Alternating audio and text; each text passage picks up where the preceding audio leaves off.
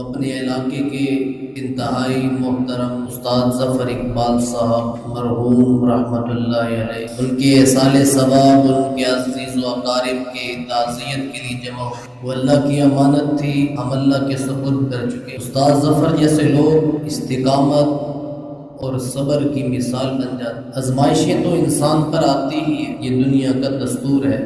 آزمائشوں میں پھر صبر کا دامن جس نے پکڑ لیا وہ زمانے میں مثال بن جاتا۔ اس لیے وہ دلوں میں محبت، امانت اور ہمیں صبر کا ایک استعارہ بن کے دکھا گئے۔ اگر روئے زمین میں جیتے ہوئے اگر آزمائشیں آ جائیں، بیماریاں آ جائیں تو صبر کر کے اللہ کا شکر ادا۔ میں نے جب بھی ان سے ملاقات کی تو کہتے قاری صاحب دعا کرو اللہ سے، اللہ عافیت دے دے، اللہ ایمان پہ موت دے۔ کبھی کبھی جانا ہوتا تھا، اس بندے کا معاملات اللہ ہی جانتے ہیں یا وہ بہتر جانتے ہیں، لیکن ان کی جو اصحاب رسول سے محبت تھی وہ بے مثال۔ اللہ ان کو اس محبت کے طفیل جنت کے اعلیٰ درجات نصیب۔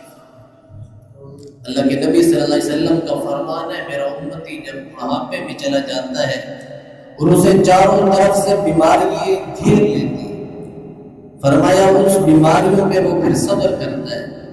فرمایا اللہ کے نبی صلی اللہ علیہ وسلم کا فرمان ہے، میرا امتی جب بڑھاپے میں چلا جاتا ہے اور اسے چاروں طرف سے بیماری گھیر لیتی، فرمایا اس بیماریوں پہ وہ پھر صبر کرتا ہے۔ فرمایا اللہ فرماتے ہیں ایک تو مجھے اس کے سفید بالوں کا حیا ہے، اور ایک اس نے جو بیماری پر صبر کیا ہے مجھے اس کا حیا ہے، میں اس کی آخرت کے معاملات آسان کروں۔ یہاں سے جانا ہی طے ہے، نہ یہاں کوئی رہا نہ کوئی رہے گا۔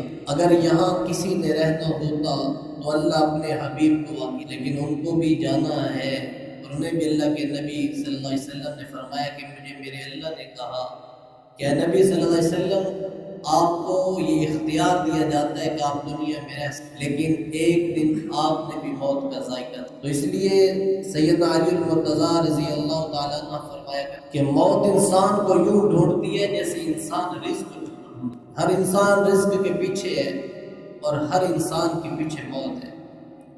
تو ان ساری باتوں کو سامنے رکھتے ہوئے ہم اس تعزیتی ریفرنس میں ایک مجلس میں جمع ہے، تعزیت کے لیے جمع ہے ان کے بیٹوں سے، کہ والدین کا دنیا سے چلے جانا نیک اولاد کے لیے بہت بڑا سانحہ۔ ماں باپ کا سایہ جب سر سے اٹھ جائے یقیناً اسی کو پتہ ہے کہ ہوا کیا ہے۔ باپ کی انگلی پکڑ کر گلی میں نکلنا، بازار میں چلنا، دکان پہ بیٹھنا بڑا آسرا ہوتا ہے، بڑا سایہ ہوتا ہے۔ اللہ کی قسم جس دن بغیر باپ کے گلیوں میں نکلو گے، بازاروں میں اٹھو گے، سر اٹھاؤ گے،